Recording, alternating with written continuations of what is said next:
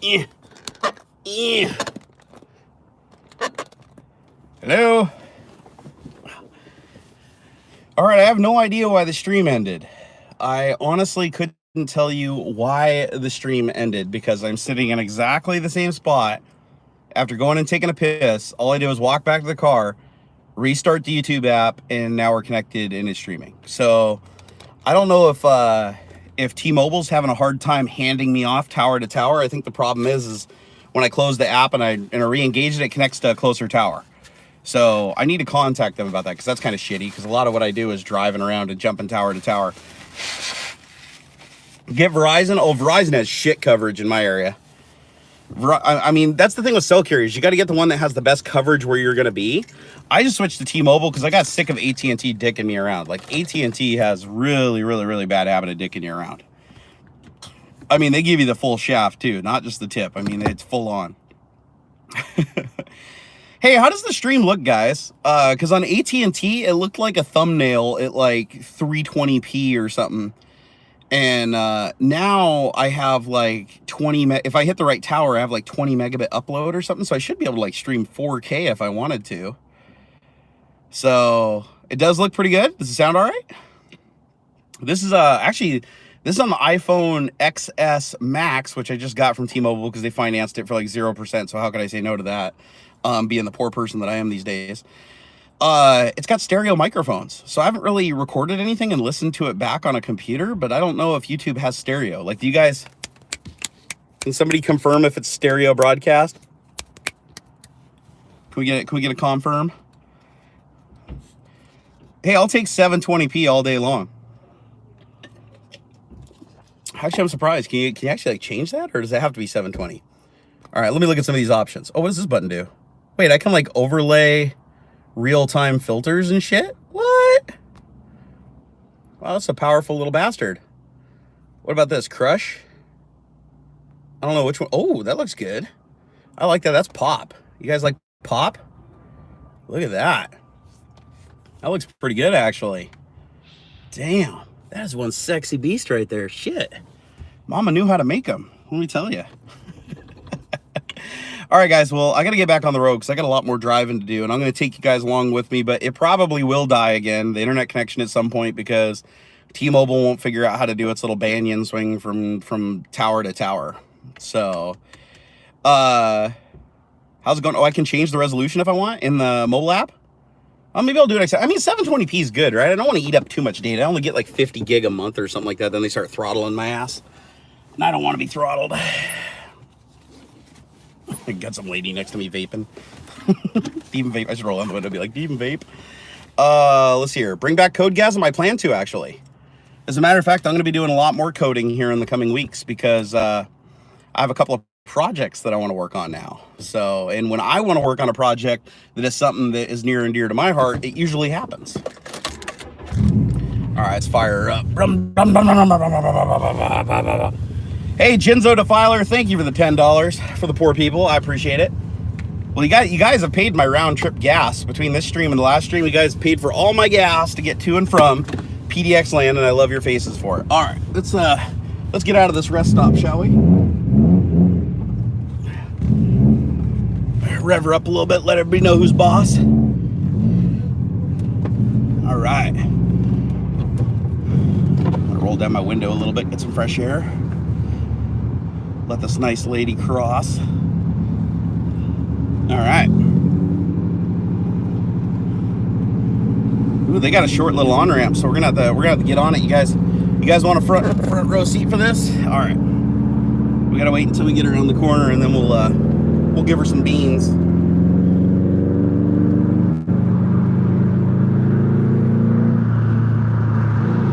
Ready?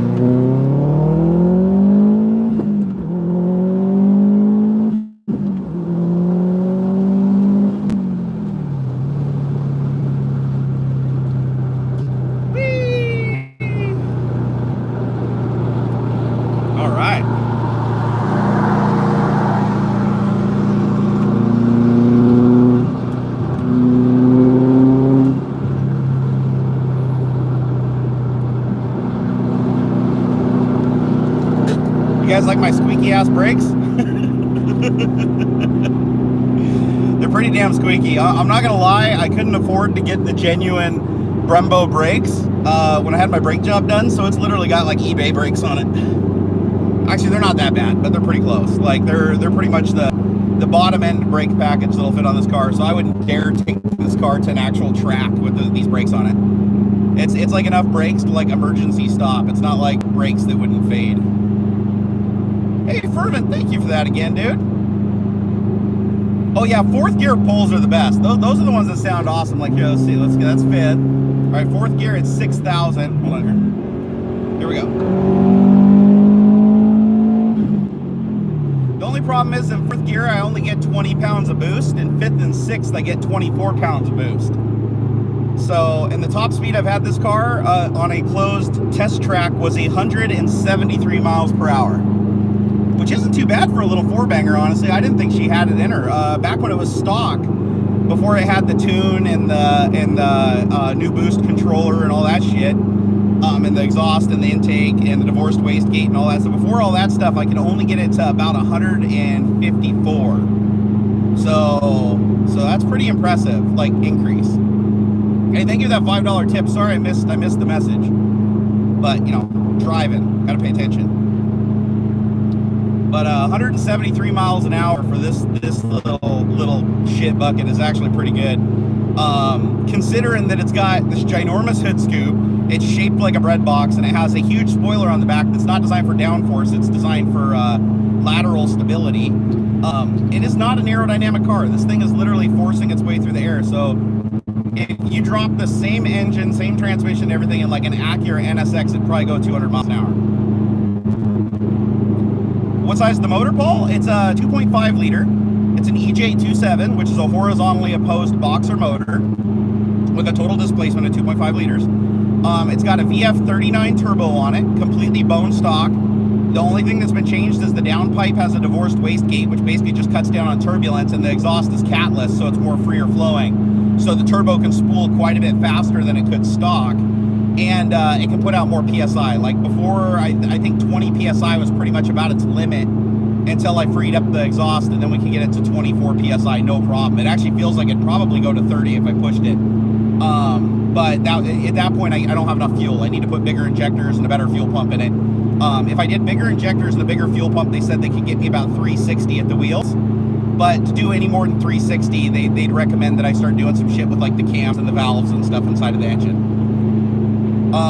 To do the new injectors is about, like on the cheap, about 700 bucks. And then for a fuel pump, probably about 150, 200. So under $1,000, I could get another 50 horsepower wheels, which is actually phenomenal. Like, you'd be stupid not to do that if you had the money, but I don't have the money, and two, I can't afford to really blow this car up because I can't get another one right now.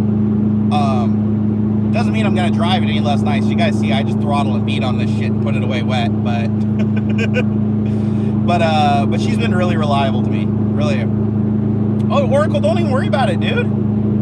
Dude, donations are not necessary, guys. I'm live streaming just because I want to tell you guys what's going on. I honestly didn't even know YouTube had a money system. Like, I totally forgot. I thought Twitch was the only platform that had like the bits and stuff. Like, I didn't know that YouTube had this this donation feature. I didn't know. So thank you guys. I really do appreciate it. I think that's fantastic. I wasn't thinking. Like, I don't stream on YouTube very much. If you look, I think the last time I streamed on YouTube was like 2 years ago. How many miles per gallon? With the current tune on it, the best I get is about 17 freeway and sixth gear at 60 miles an hour. But with my regular driving habits, I get closer to about 13 to 15. So, and I imagine the stream is going to change constantly, guys, because I'm jumping between tower to tower to tower as I drive along I-5. YouTube takes 30% of the money. Dude, everybody takes a cut. That's the thing I learned in this business a long time ago. Patreon takes a cut, PayPal takes a cut, Twitch takes a cut. Twitch gives you 100% of the bits people give you, but they charge them more for the bits than they give you, so they're technically taking a cut. It's just on your side instead of mine. But there's always a cut. Everybody takes a cut. Right now I'm doing 82 miles an hour, and I'm literally having people trying to pass me. Although I'm in a corridor here. Let me see. Oh, this guy's trying to pass me in his little Mazda. You want to race, bro? Come on. Come at me. Good luck, buddy. Don't worry, I'm only doing 60, guys.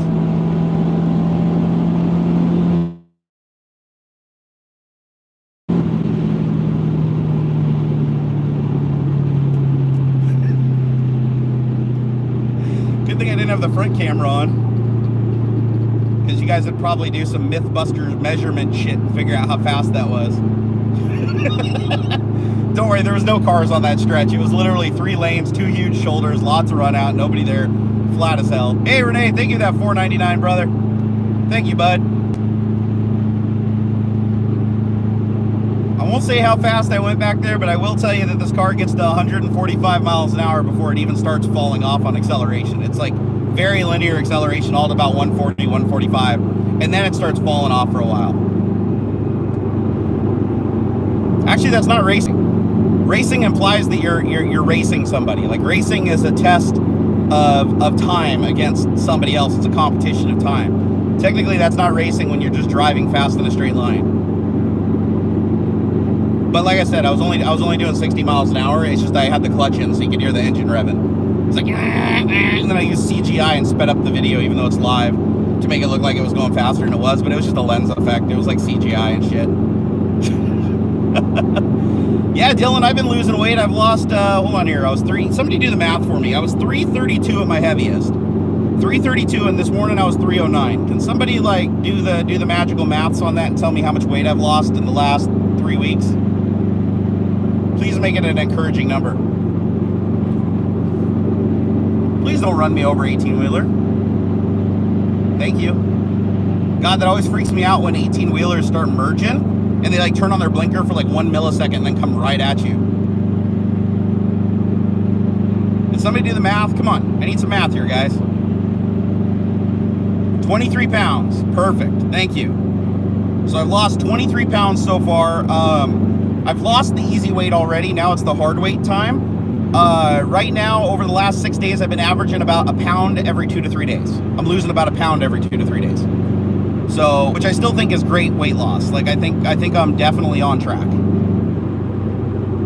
All right, I'm just passing the supercharger where Kevlar Condom usually stops at the midway point to charge up his Tesla when he drives down to PDXLAN. So that's cool.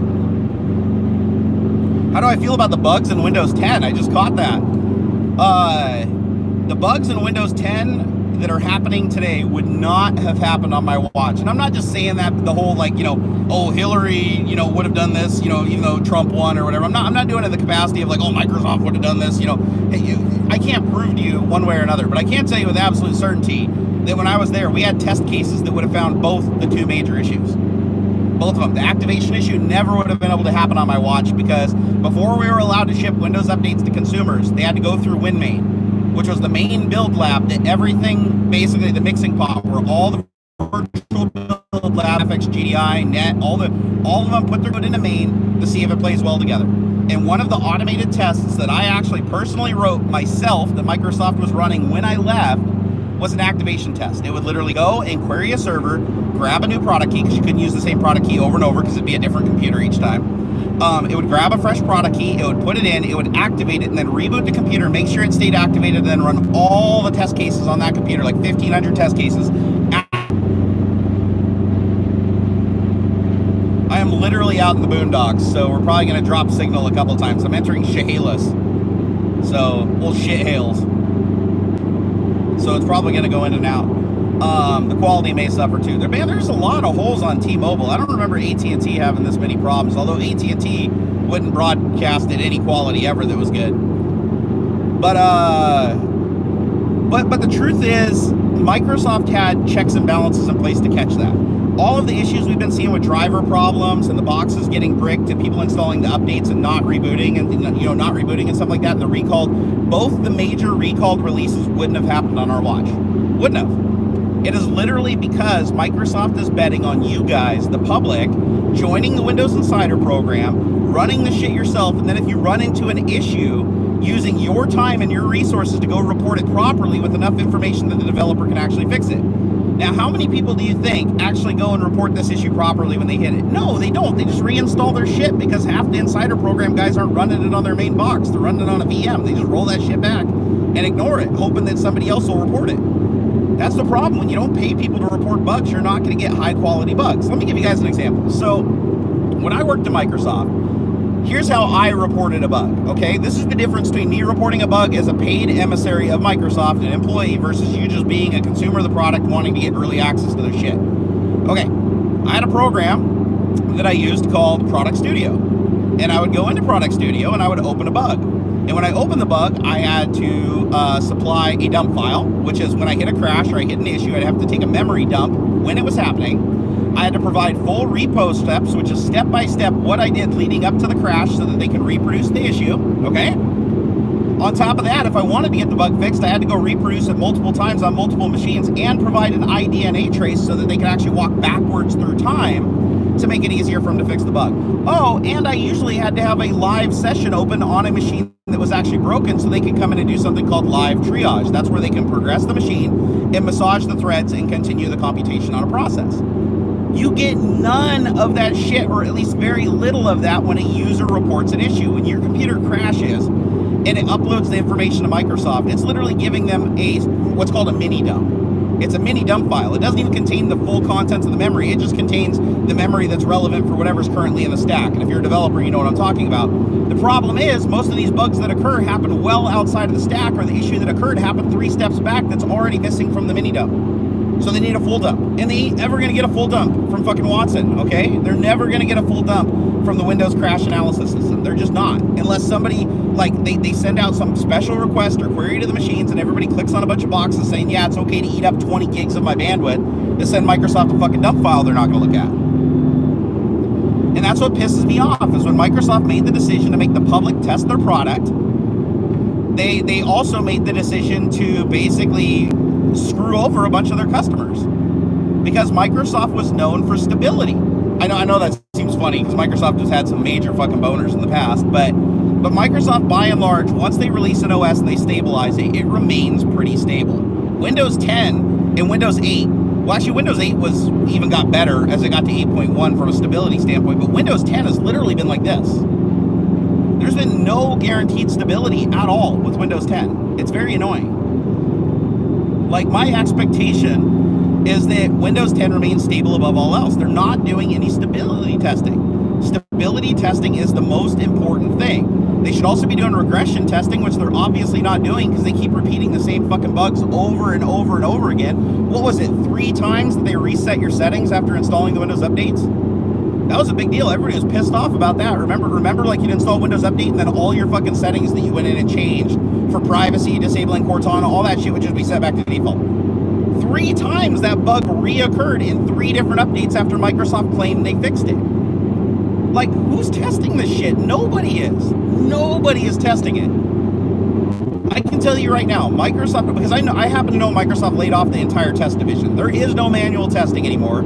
I guarantee that when the automated test pass fails, the developer doesn't have enough bandwidth to go research every crash that's reported by the automation. So if a bunch of crashes are coming in, he can't just glance at it and figure out what the fuck's happening. He's just going to disable the test. And what good does that do anybody? It's like, no, if the unit test is broken, go fix the fucking unit test and put it back into production so that it does its job. Don't just remove it. And that's something that I disagreed with hugely right before I left Microsoft. When they started, I was working on the Windows 10 project. They were dropping tests like flies. It went from like 1,500 down to like 500. And the reason for retiring all the tests was because it would take too much effort, too much time to retool the tests for the changes in the operating system. And it'd be better just to pull them out at that point. How does that help product quality? If anything, you should have more tests in there because you just changed the code base. Something that's been stable for a long time just got fundamentally changed and new shit has been added, and you do not have checks and balances in place. That is fucked. Like, there shouldn't just be unit tests, there should be usability testing too. There should also be the regression testing, which tests how shit plays with other shit. Anyways, it's a subject you guys know I'm very passionate about. I'm incredibly passionate on the subject. By the way, I just entered Napavine. Hello, Napavine, I'm inside you.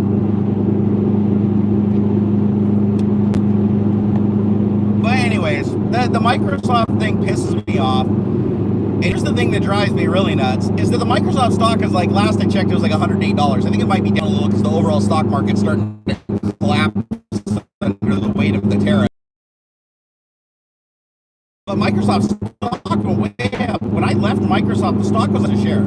As much as Dell, and I think he's a shitty person from an innovation standpoint, the fucker sure knows how to make the company, like, value go through the roof. I mean, granted, he did it by firing a bunch of people, reducing their costs, and all that stuff, and ultimately placing Windows under Azure so that there's more attention on the cloud stuff than there was in the operating system. Sure.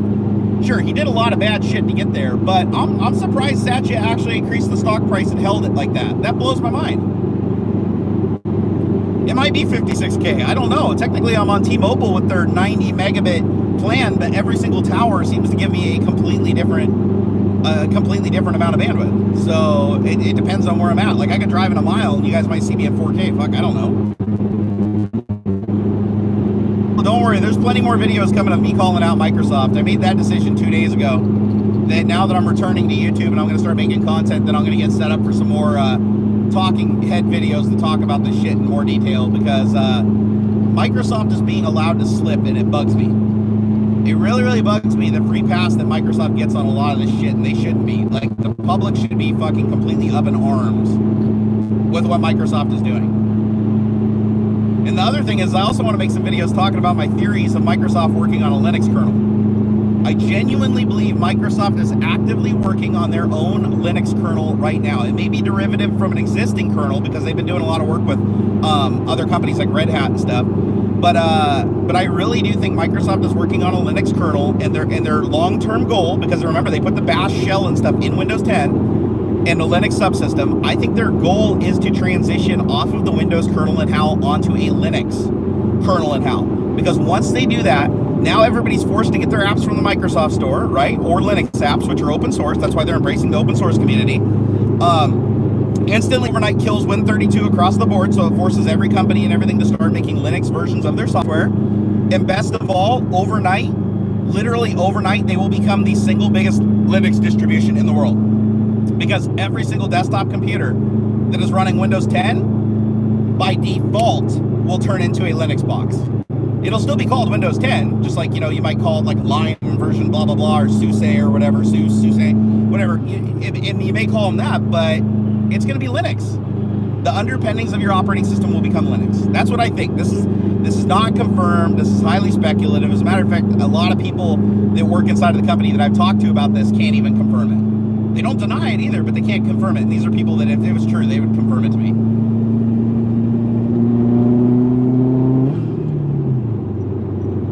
Jeez, man, I burned a shitload of fuel. Holy cow. All right, I got 62 miles before my exit.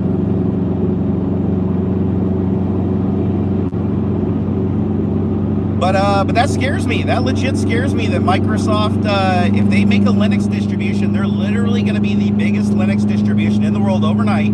They're going to be the only Linux distribution that DirectX 12 works on, right? Because they're not going to port that shit to Linux. They won't. They'll have their own proprietary version of it sitting on top of an open source kernel. And that's how they're going to take over Linux. They're acting like they're embracing Linux right now. They're acting like they're embracing open source, but that's not the end game. The end game is to become the biggest Linux distribution in the world, which immediately becomes big competition for OS 10, because OS 10 is based on BSD, which is Berkeley Standard Distribution or something like that, which is basically, it's another fork off Unix. It's all very similar. So just keep that in mind. I think Microsoft is literally positioning themselves. What do you mean DirectX 12 works great on Linux? It doesn't. You have to do it under emulation.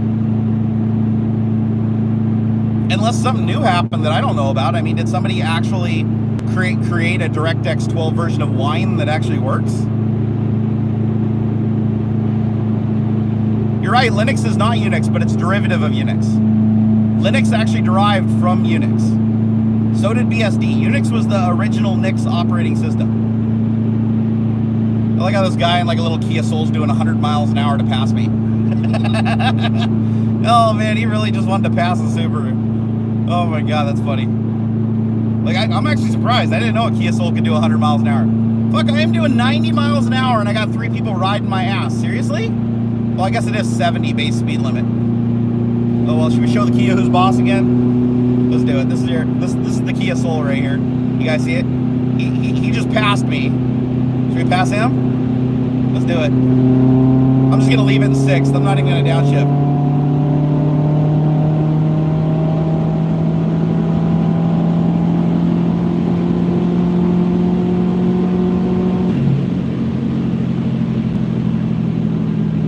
On the brakes. On the brakes. The Kia is now now 500 car lengths behind me. Oh. No, they didn't even try. Damn it. After all that effort they went through to pass me, I'm really surprised they didn't like get on it and at least try to keep up. Jeez.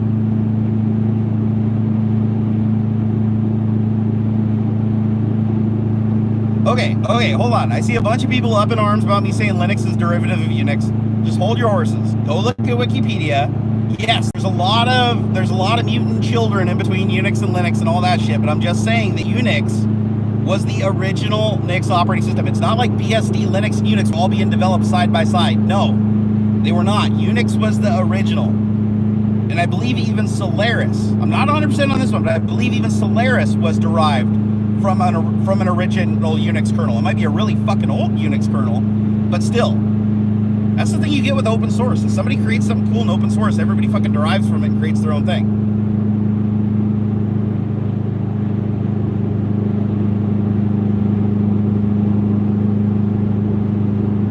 I didn't race. Everybody slammed on their brakes. I was still doing 60.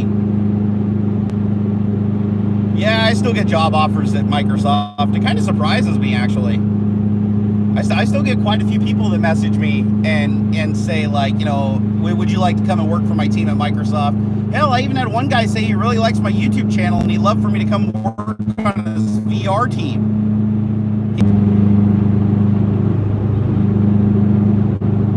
Sorry, guys, I'm driving into some place called... So, and I don't know, it doesn't sound like a place that has good cell towers. I can see like 5 cell towers from here up on the hill over there, but they might be like 20 miles away. I can't really tell. They're all blurred out from the fog. I can't believe that Kia caught me. Damn. He must have been doing 100, 120 miles an hour to catch up that quick. Jeez. Driving by a milk truck.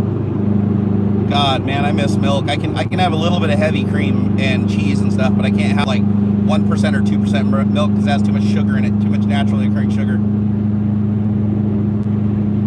How much were they offering me at Microsoft? Usually the pay 30 and 160 base. That's usually going, I've had a couple companies offer me more, like Amazon and Google were offering between 140 and 160 base. And you guys might be asking me, like, why don't I just take that shit? Because I'm not doing good right now. I'm not even making 6 figures. With everything I do in my life today, I'm not making 6 figures. Not to say that I didn't in years past, though. It's just, you know, it's a hard market now, and with all my health problems and everything, things have died down a lot. I gotta rebuild her back up. But the reason I turn it down is because I just don't want to go back to a corporate situation. It literally broke my heart after everything I put into Microsoft that they let me go and everybody go that easily. Conversation, there wasn't an attempt to move me throughout the company. There wasn't an attempt to try to like strategically place me being a top 5% contributor and having a hero award. All the shit that I had, even Bill Gates signed shit handed to me. None of that came into consideration. I was just a number in the system and I got punted. And I don't want to go to a company and just be a number. Just being a number fucking sucks. Like, yeah, it's great to have the money, it's great to have the security, and at some point I may be forced to go back to that world. I mean, no question. If it comes down to me supporting my family or doing what I love, it's always going to be supporting my family. But if I can do both, that's what I'm going to do. Even if it's less money and my future isn't as awesome, doing what I'm doing to get to that future is what's important to me. Not necessarily the future. I don't need Lambos and $100,000 sports cars and a brand new house. I don't need any of that shit. Do I want it? Sure, I think everybody would, but I don't need it. I don't need it. All I need to do is make enough money that I can pay all my bills, give my son and my wife a good future, and I'm happy. Doesn't have to be a great future, just a good future where they don't have to worry about money. Worrying about money is the most stressful fucking thing ever. Like, there is nothing else that creates more stress and anxiety in my life than thinking about money. It's just this constant thing that nags you in the back of your head. And plus, I grew up, I'm kind of sensitive to it. I almost got like PTSD from money problems. Because growing up, my family never had money. We had years where we did better than previous years, but we always had times where it's like my dad would come home and be like, oh, well, they had to let me go for the winter. So then we'd have to go get on food stamps and unemployment and go to the food bank and all that to survive winter. And then he'd start working again, but then the money wouldn't come in immediately. So we'd have to like balance stuff because we'd be off the food stamps and everything. So we wouldn't have any money. So it was a constant like struggle to stay alive. And honestly, my mom and dad were never happy together. Like, they should have got divorced like 20 years before my mom passed away. Like they were just constantly at each other's throats over money shit. And it wasn't fun to watch, and I don't want that ever to become my life. I don't want that ever to become my life, no matter what. Like, I don't care what I have to do. I never, ever want that to be my life. I don't need to be rich, but I don't want to worry about money. And that's the one thing that was nice at Microsoft is I didn't have to worry about money. I made really good pay when I was at Microsoft. My best year at Microsoft, I made over $300,000. And it was amazing. I didn't have to worry about money. All I had to do was wake up Monday through Friday. But then the problem with Microsoft is it's one of those jobs where during product releases, you're sleeping in the office and working 24 hours a day for a week. Like, you don't have a choice. Like, you have to ship. And it becomes like being a surgeon at a hospital. You're constantly on call. You can't really do anything. Like I'd be on a vacation with my family and I'd get a phone call being like, oh shit, there's a bug in the system and the automation isn't running. And I'd have to go find an internet connection at like Starbucks, connect up with my laptop, put in my smart card to do a secure VPN to the Microsoft Redmond campus, connect to my desktop computer through terminal services, open up Visual Studio, fix the code, recompile it, redistribute it to the server, troubleshoot the issue, and get it back online. And it didn't matter if we were in the middle of Disneyland. I had to just be like, sorry, family, I gotta go. And that happened multiple times. And I didn't like that. I didn't like that. And everybody, there are no guarantees in life. I can do everything right and still fail.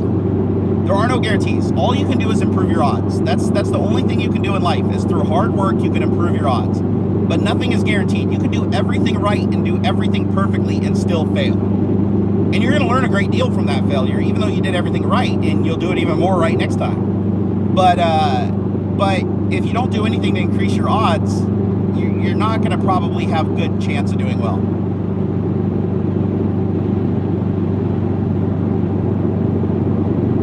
You know, in a way, it is kind of a good thing I got laid off. It really is, because, and there's two schools of thought on it. Let me give you two schools of thought on it. So, I think it was about 6 years ago, right, that I got laid off. Let's see, what are we at? 2018, and it was 2014, yeah, 6 years. And, oh wait, no, 2014, that'd be no, it was more than 4 years. Fuck, when was the layoff? Do you guys remember Wave 1 layoff? I don't even remember the date. It must have been 2013. Because I know it's been longer than 4 years. It's got to be longer than 4 years. Fuck, I've lost track. So, here's the thing. I loved the security of my job at Microsoft. I loved what I did at that company, creating automation and doing stuff that no other dev was doing. Like, I had my own niche at Microsoft. I did stuff that nobody else did. And I absolutely fucking loved that. I thrived on that. I thought it was the greatest thing ever. I got all kinds of awards. I got all kinds of recognition. I have 3 or 4 Gold Star awards, which is where they just come in and give you a fucking like placard with a gold star on it and hand you a check for like $20,000 to $50,000. And they're like, here, good job. Thank you for saving the company. And I loved that feeling. I loved the feeling that I had, and a lot of people respected me. You know, Jim Alchin, Brian Valentine, Ian McDonald, all those guys knew who I was, you know, first name basis, and knew who to contact and who the person was they needed to call to a meeting when shit was going wrong. I loved it. I absolutely loved it. So that part, I'm sad that I got laid off because I expected to be there my entire life. However, the flip side is I was getting way too comfortable. And when you get way too comfortable, you don't challenge yourself and you don't do your best work. And I can honestly say the last year or two that I was at Microsoft, I was still doing great things, but I was nowhere near it. Adam was just calling me. Somebody, live stream. Somebody go text Kevlar Condom. If you know who he is, go on Twitter, tag Kevlar Condom, and say Jerry's live streaming so he can't answer, but tell him I'm let's see, wait, how many miles do I got? 47 miles, probably. Wait. Just tell him I'm an hour away.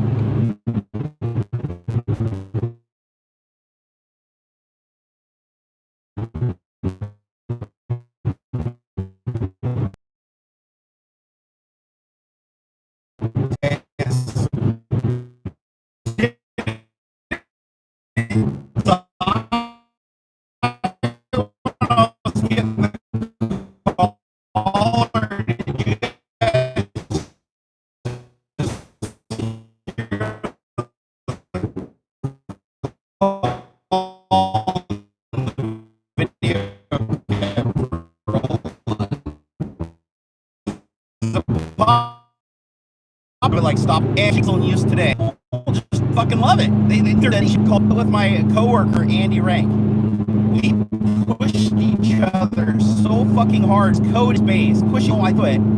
In the end, we produced a product like 4 months ahead of schedule, way under budget, way better than we ever projected with a feature set that far surpassed what the program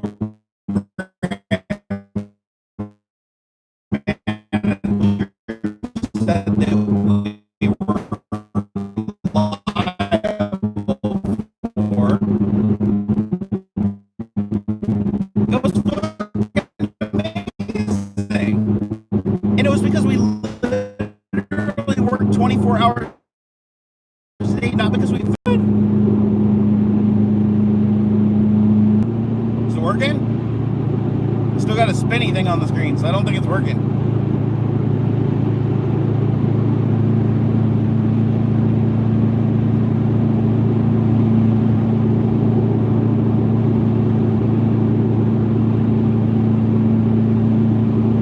Am I back? Hello? I don't think it's working. I just got a spinny thing. I can steal all your chat though.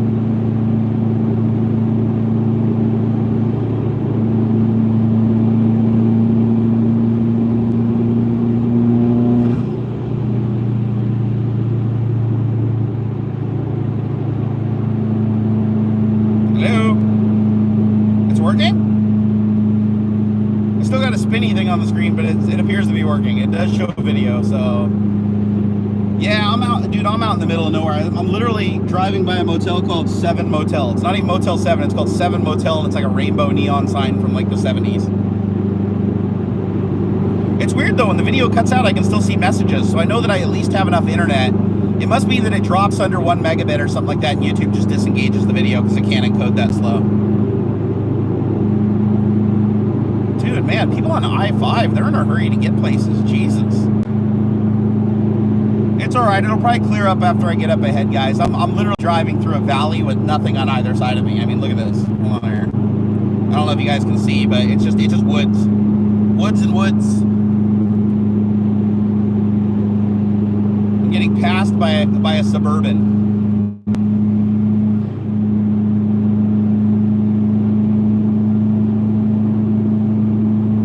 Oh, man. I don't want to be passed by a Suburban. I think I'll overtake him.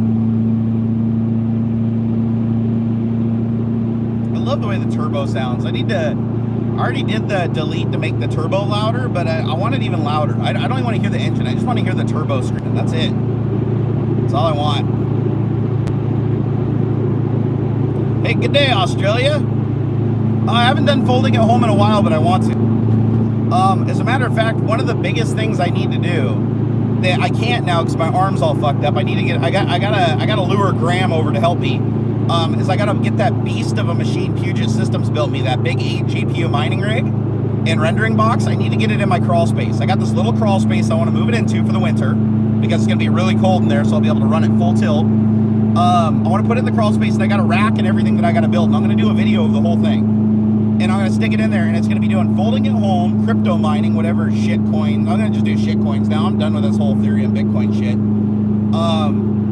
But I'm going to go through and run the miner. I'm going to do Adobe rendering, and I'm going to do folding at home, all simultaneously 24/7 on it. How much is one of the bikes I reviewed? You can get their current pricing by clicking the link in the video description. I think with my coupon code, it's like $15.50. I think they're the same price. I think the Rad Mini and the Rad Rover are the same price. I like the Rad Mini though. Oh my god! Like, out of reviewing both bikes, I've had a Rover the longest. Like, I've been using a Rad Rover for years, and their 2016 model, and I love the bike. It's a big bike. It's got a lot of presence. The tires are fucking ginormous on it. And it technically does have the higher top speed when you unlock the electronics on it. You can get up about to 26, 27 miles an hour. But the Rad Mini is a torque monster. Like, when you're a big fat guy like me and you get on it, that Rad Mini, you give it some throttle, it feels like it's almost gonna buck you off. It tries to pop like a little wheelie. And I love that startup torque because it gets you moving quick. And my favorite thing to do on the bike is if I'm stopped at like an intersection or something, you know how normally you gotta like stand up on the pedal to, you know, do your first pump to get going to start off really fast? You don't have to do that. with the Rad Mini. With the Rad Mini, you just give it a little bit of gas, the thing just fucking takes off, and then you just back off the throttle and start pedaling. So you don't have to when you're in stop and go constantly. I wonder if this Camry behind me is getting mad. Every time he gets over to pass me, I still the matches. Take me out.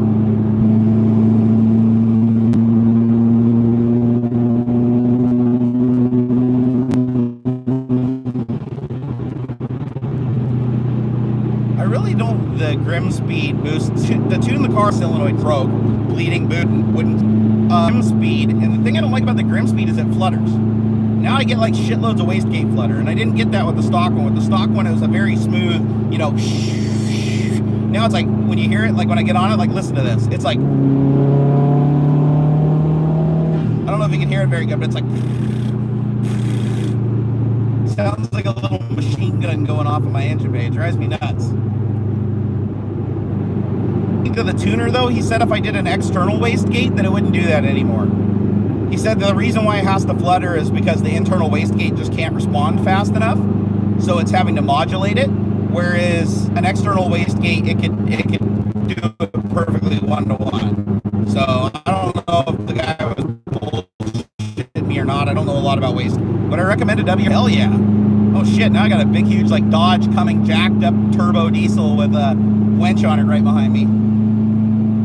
See, is he gonna try to overtake me? Nope. Okay, he got over and backed off. That was weird. Dude, those trucks are deceiving. Oh my god, those big trucks. Like I had, what was it? It was about it was longer than a year ago. About a year ago, I pulled up next to a guy in this giant jacked up F-350 Ford. It was huge. F-350, if you've ever seen an F-350, it was huge. It had dualies on the back. It had the exhaust routed through these big 4-inch like stacks coming up out of the bed of the truck, and he had like the rails on it and the light kit and everything, and the fucking thing sounded beastly. So I pulled up next to it, my Subaru. This is before I got it tuned though, so I only had like 250 horsepower at the wheels. And he revs on me and starts, and you hear his giant turbo spooling like, and I'm like, oh, this guy wants to go. I punch it to the floor, I dump it, and I climb out in front of him by maybe half a car length, and he blows by me like I'm standing. And black smoke is just the goddamn locomotive from the 800s. I have never seen a truck move that fast. I don't think tonight, but oh my god, for quickness, I did not think a truck could be that quick. Like what the hell kind of tuning he had done to that thing, but I guarantee you the 0 to 60 in that thing was less than mine. It was crazy. Absolutely crazy. I'm actually kind of digging the Apple Watch. I don't use it a whole bunch, but I've been giving it a second run with the new phone, and I love the directions. I love the fact that it like has a little haptic thing that taps you on the wrist to let you know that you got to turn, especially when I'm doing stuff like this. I don't have any black cars behind me currently, but it was a good guess. Subaru's running great today though. Oh shit, I got a quarter tank of gas left. I wonder if that's even gonna be enough to get there. I had 3/4 of a tank when I left home. This thing's definitely chewing through fuel today. Every time I do one of those little sprints on an empty spot of the freeway though, you can see the fuel gauge move. It drinks a lot of fuel.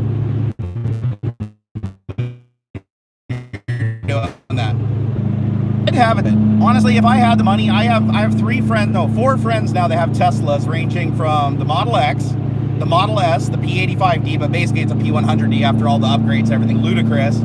A friend who has the Model 3 Speed Edition. Actually, and then another person who has a regular Model S that's the non anything. It's just a P100, no D. And I've driven all but one of them, and they're great cars. I love Teslas. Like, other than not having the sound, they're just fantastic. Like, they're just great. I wouldn't drive one on a track. I don't think they'd be really that fun on a track just because they're so god-awful heavy, and you have so much computer shit steering the car and stuff. It feels like you're playing a simulation with all the assists on. Which is the car that I drive daily, and just having that like pin you to your seat torque. Holy shit miles, the supercharged chargers are all over Washington. I mean, there's not many places in Washington you can't get to with the Tesla, just making a stop here and there, you know, every 300 miles, you know, for 30 or 45 minutes to, you know, almost top off the battery. They're great. Hats off to Elon Musk for doing such a good job, honestly. Oh, this Camry's finally gonna pass me. He's been waiting forever. Oh man, he is like elated right now. I'm just gonna stay in this lane. Right, I have a rule when there's other cars around, I don't fuck around. How long will my trip take? 3 hours and 15 minutes. But I'm already like well into it. I think I've got about another 45 minutes maybe. 45 minutes to my destination.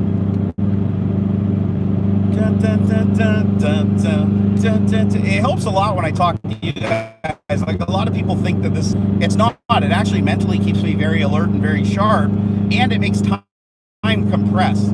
So I feel like time goes by much faster. Like this drive, I would normally get like fairly drowsy, and I'd have to be chugging on my coffee and window down and shit to stay awake. And it's like, no, with you guys, I don't. Hey, thank you for the $2, man. Thank you, Black. Is it Black Corvo? Thank you, sir. You're a gentleman and a scholar and shit. I still can't get over to this like super chat thing. Like I didn't know YouTube did this. That's cool. Like I vaguely remember it from like a tech talk we did like way back in the day, but it's like I never noticed it because I didn't see it in my dashboard because it was on Jay's channel, and I never took anything from Jay. Just so you guys know, on Tech Talk, all the tips and everything that you ever gave on Tech Talk when we were doing that was all Jay's. I didn't take a dime ever from anything. The one thing I will say though is Jay did pay for me to come down to California. He paid for my round trip, let me stay at his house, and took me to fucking Disneyland. So the way I figure it is we're square. But I just want you to know that like there was no system on YouTube to divide the money up between us. So we just agreed way back in the day that whatever channel hosted it got to keep everything. And we just usually hosted on Jay's channel just because it worked better. Back then I had really wonky internet and shit, so it just worked out better. But Tech Talk I never did for the money, and neither did Jay. Jay made less money doing Tech Talk than literally like sitting on the toilet and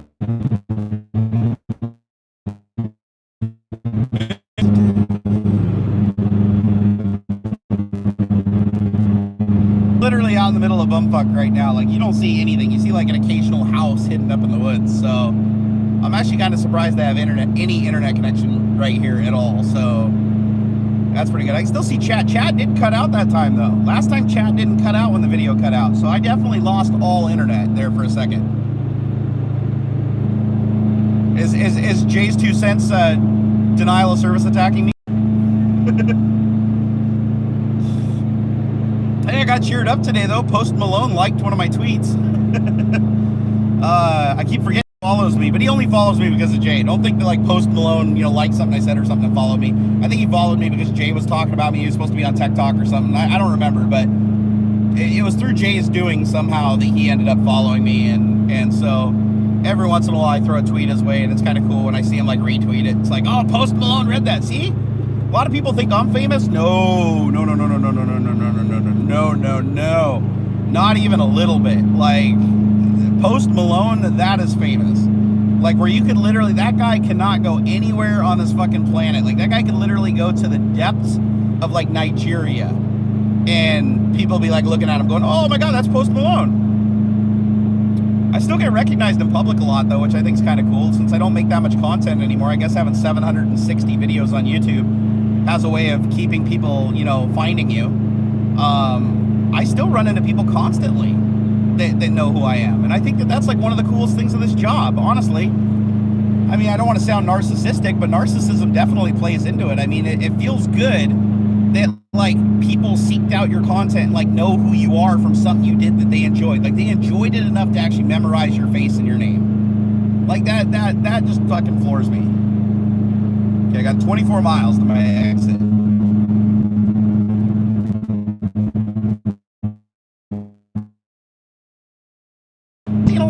Usually when I make this drive, I see a lot of cars, especially when the weather is nice like this. Like I'm surprised I haven't seen a single Ferrari. I haven't seen a single R8. I haven't seen nothing. Hey Nick, thank you for that $20, man. I'll read that message later. Sorry, it scrolled by so fast, but thank you, Nick. Honestly, dude. Seriously, you guys have more than paid for my gas. I think you guys have paid for my gas and my meals for all of PDXLAN. and I wasn't even expecting that. Like I didn't even know the super chat donation thing was even set up on my account. Like I didn't know that worked. So thank you. The rest of you guys, don't worry about that. You guys have fucking kicked enough my way by like so much. Like don't make me feel bad. Just enjoy the spotty ass stream that barely works and keep your money. Besides, Christmas is coming up. That's another thing I need to start reminding people of. It's like, I know I'm shooting myself in the foot because I make my money through you guys either tipping or buying stuff through my affiliate links or being a patron and stuff like that. That's how I make my living. So I do make my living from you guys. But at the same time, I just want to remind everybody that if you have children, save your money for Christmas. Unless you're like so well off that it doesn't affect them in any way, don't run around tipping people and stuff. There's other ways you can support. Just say something nice. That's it. Just say something nice. It'll mean the world to me. The holidays are coming up, and it's going to be a rough Christmas, guys, because the tariffs affect everything that kids want. Like every fucking toy has some kind of electronics from China in it, and so the tariffs are hitting everything hard. Like I have yet to find something that hasn't been affected by the tariffs. So you're going to need a little bit more money this Christmas to do the same thing you wanted to do last year. And so just keep that in mind, guys. Keep that in mind. If you're super well off, you got a great job, you've got tons of disposable income, fuck yeah, thank you so much. I appreciate the tips, I honestly do. But if you guys are like me and you're scraping by and, you know, projections don't look so good right now, don't even give me 50 cents, okay? I genuinely mean that. Just don't. Keep it for yourself. Keep it for your kiddos. Make your life better before you make other people's lives better. That's rule number one. You have to take care of yourself first. And I will always say that. And I forget that rule myself quite a bit because I have a wife and a child and I always put them first before me. But my wife always reminds me that if I'm not happy, nothing I do is going to make them happy. So, and my wife means it. Like she knows that if I'm in a dark place and I'm depressed and I have anxiety and everything like that, I'm in no position to make her life any better. I need to dig myself out of that hole before I can start digging other people out of holes. So definitely do that.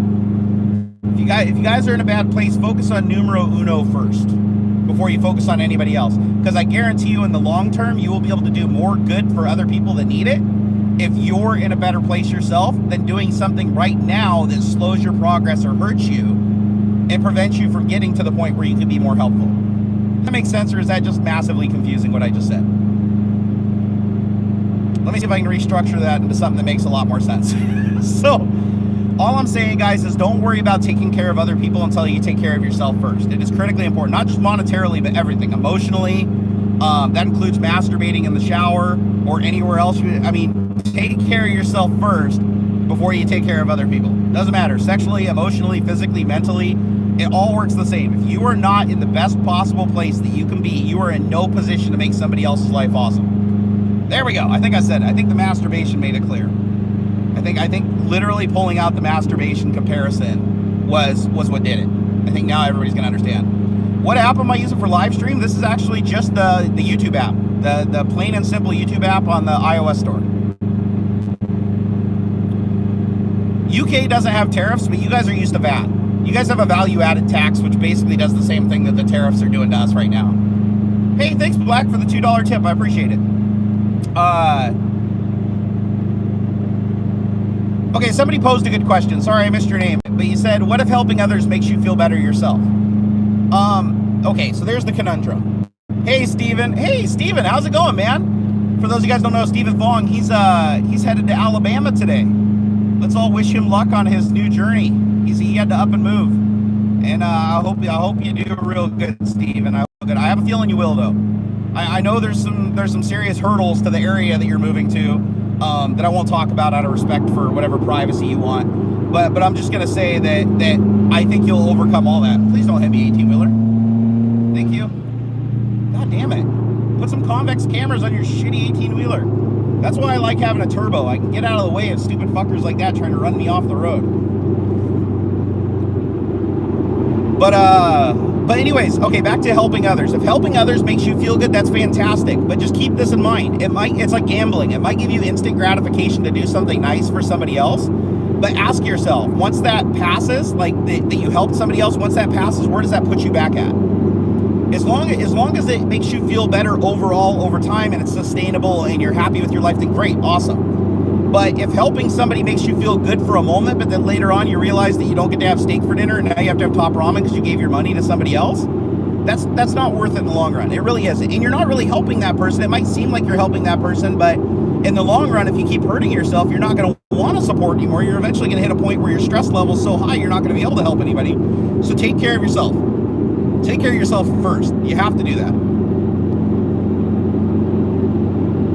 Jesus saves. I like that one. It's like praying for somebody that needs... Oh, I missed that. I'm not religious. I'm atheist. I guess I could say I'm agnostic. I don't like calling myself an atheist because I like to have an open mind. Even though I know that there's not like a guy physically named Jesus with a crown of thorn, that his body was like resurrected. I don't believe any of that. But I can't say that I don't believe that there's a higher power that we don't understand, whether it be a being or whether it be just like physical natures of our universe we don't understand yet. So I'll say I'm agnostic. But here's the flip side. How many agnostic people do you know that like it when people pray for them? I love it when people pray for me. You know why? Not because I think that some omnipotent being named God is going to like bestow upon me good health. That ain't going to happen. What it helps me with is if somebody believes in something like God and they have a huge respect for something, whether it exists or not, and they're willing to take their personal time to pray for you, like they'll literally stop and say a prayer and spend their time to do that, that tells me that that person really cares about me. And that's what I like. Hey, David, thank you for the $2, bro. Wow, is there literally a 1 cent exchange rate difference? That's pretty insane. But you guys get what I'm talking about? It's like that. I mean, that's a beautiful thing. If somebody will pray for me, sending positive vibes, somebody wishing me the best, or even just keeping me in their thoughts, all of that shit means a lot to me. A lot of people post these memes that are like, you know, instead of praying for me, why don't you actually do something helpful? It's like, no, praying actually is helpful. It is, even to atheists, because it tells you that somebody cares about you. You might not agree with what they believe in, but it doesn't mean that they don't care for you. And when you know somebody cares for you, that's very beautiful. Like when you accept that to yourself, that there are people that actually care about you, that's pulled me out of more dark places than anything.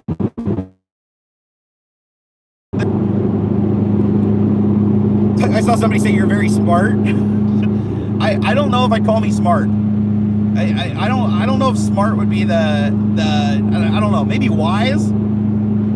Smart. I've made a lot of mistakes and I continue to make a lot of mistakes and I learn from them. And I don't know if that denotes like intelligence or not, that you're still capable of making mistakes, but I do make a lot of mistakes. I shouldn't be where I'm at today, like with my size, with my health, with my mental health, with my future, with my family. All that stuff would be a lot better off if I didn't make so many goddamn mistakes. I guess I'm human, is what I'd say. I'm just human. Hey, Mullet, thank you for the $9. And don't worry, my head's up today. It was down last night, though. Dude, no matter how good you feel, you can always get caught off guard. Last night, here, I'll tell you guys this. Last night, I disabled and unfollowed everybody on Facebook. I still maintain the Barnacules Nerdgasm page. Let's see, Adam wants an ETA. I'm 13 miles out. Can somebody tweet Adam? He's Kevlar Condom on Twitter, at Kevlar Condom, one word. Tell him I'm about 20 miles out and no traffic. So I text him, but I think it'll stop the live stream if I do.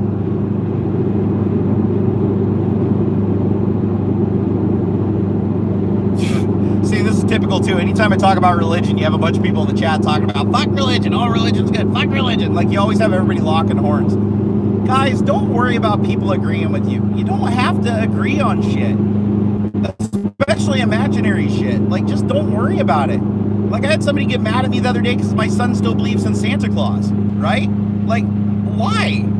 He's 8 years old. The idea of Santa Claus makes him happy and brings him joy. It isn't hurting him in any way. Like, me finding out Santa Claus wasn't real at the right time didn't, like, destroy my life and ruin me and send me into a life of crime. No, you let kids enjoy shit while they can. Kids don't have to have reality stuffed down their face at such a young age. But again, that's my opinion. If you want to raise your kid differently, who am I to tell you different?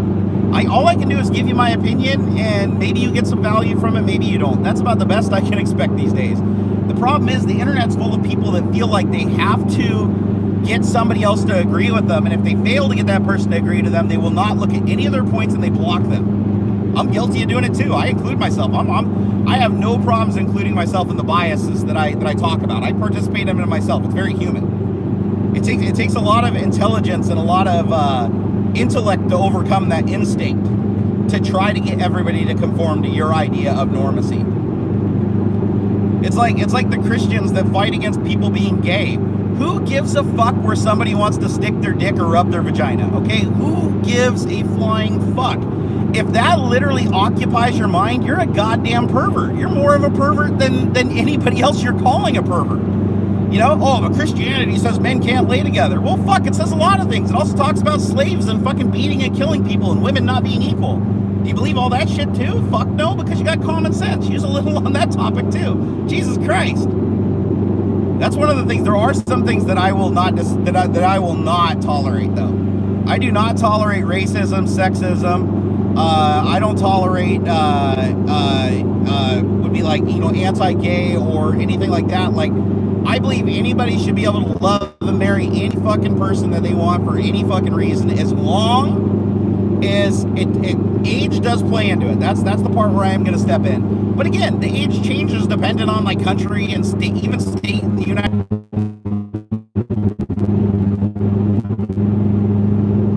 Hello? Am I back? I'm passing something called Alani. It's a giant sign with like literally nothing cool around it. Anyways, my point being is, if anything between two consenting adults is fine. It's absolutely fine. People don't need to fucking worry themselves with it. Nobody is being forced.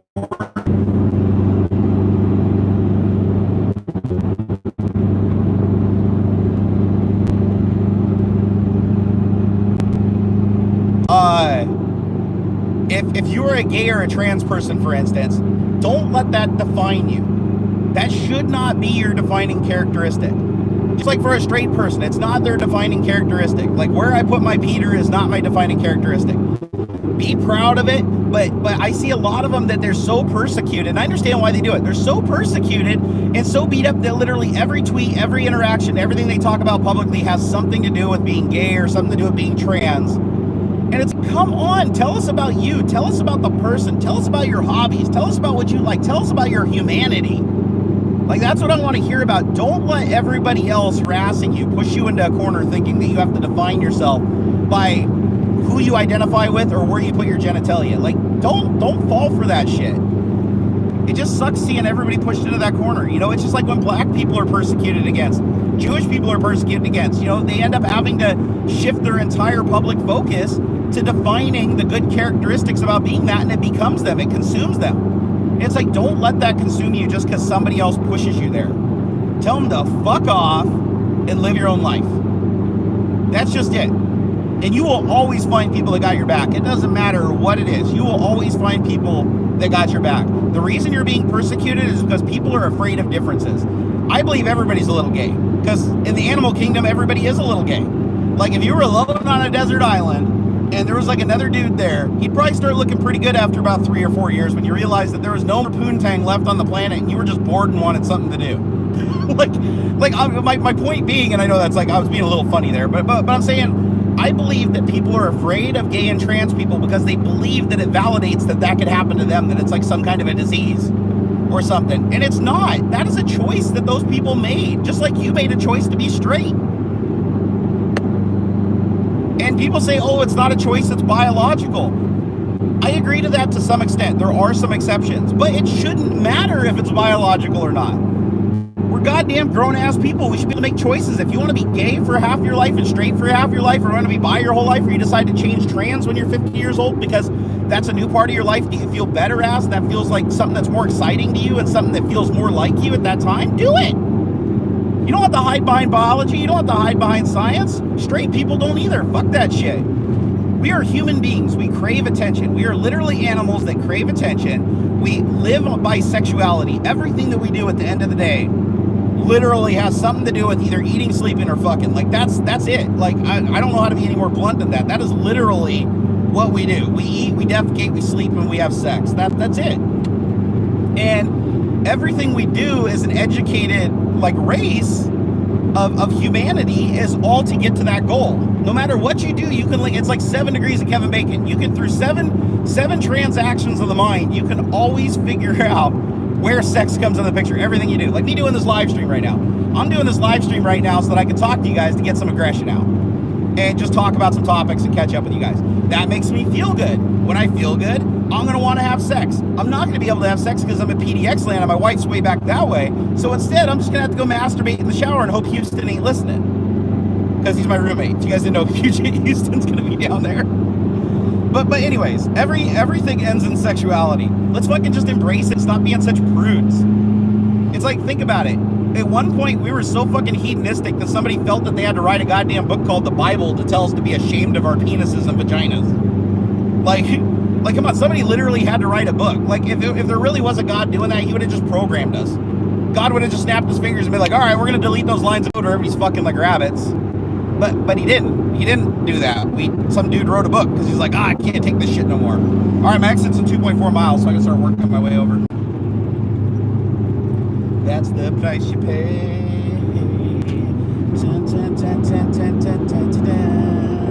Imagine Dragons stuck in my head 24/7. I fucking love that band. Did you know the lead singer of Imagine Dragons is Mormon? But he's more Jack Mormon. He's like, he practices the Mormon faith, but he still like defends and fights for gay people, which is completely counter culture and counterintuitive. But I'm glad he does it. Somebody's got to do it. All right, which exit am I supposed to take here? Take exit 7 and 2.4 miles towards Salem. Okay. I hope somebody tweeted at him because he probably thinks I'm like ignoring him, and I'm not ignoring him. I just wish he'd like check and see like a notification that I'm streaming. All right, so 1.6 miles. I got to take the exit. I think I'm in the right lane. I'm fairly certain. We'll find out when I get there. Yeah, but I thought that was weird, man. Like he's oh, thank you for texting Adam. I think that's really cool that, you know, somebody can practice their faith of Mormonism. Wait, what am I supposed to, what exit was I taking? Exit 7? Ah, shit. Hold on.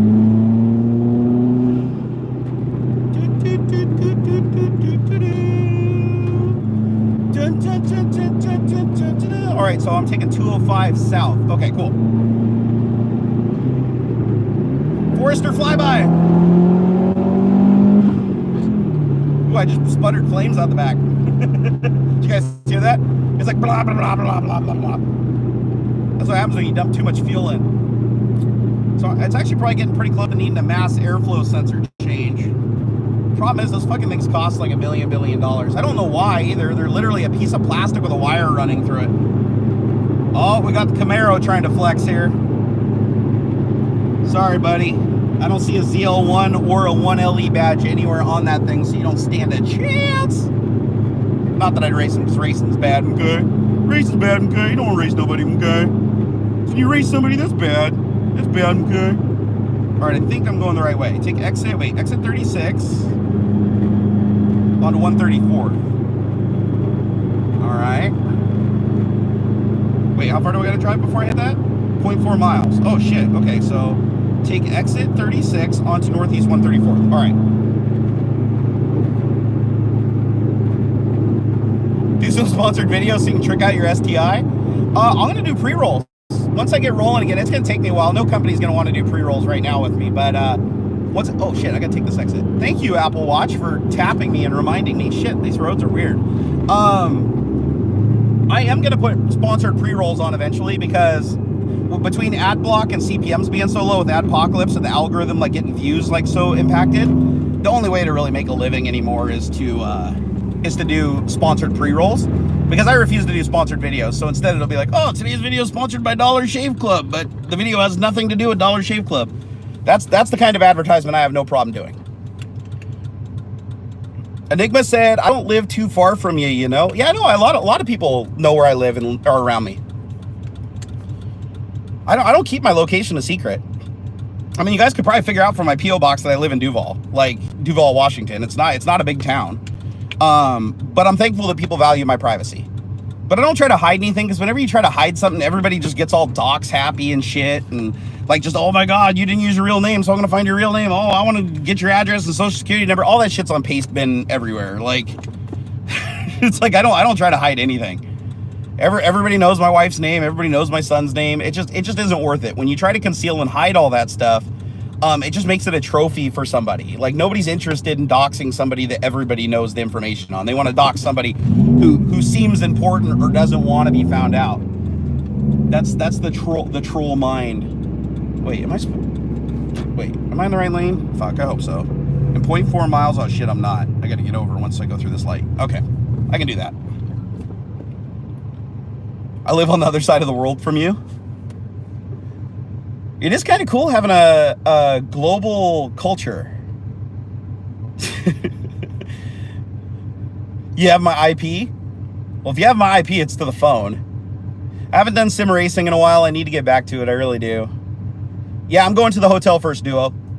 Let Adam know. I think I'm almost there. I'm literally on the side streets right now. I just got off the freeway, so I think I'm really close, actually.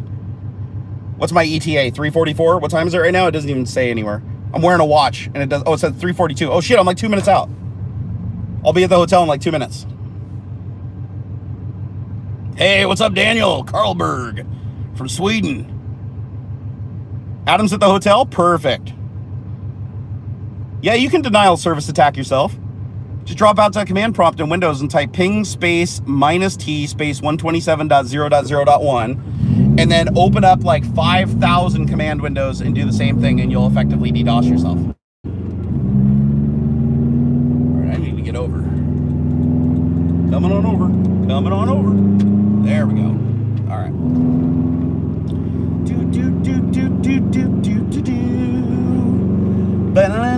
Okay, what road am I supposed to turn on here? Is this it? Wait, what? No, that's one way. I can't do that. Okay, I gotta go up. I gotta turn on to 200 or 27th. 27th Street is what we're looking for, ladies and gentlemen. I'm almost there.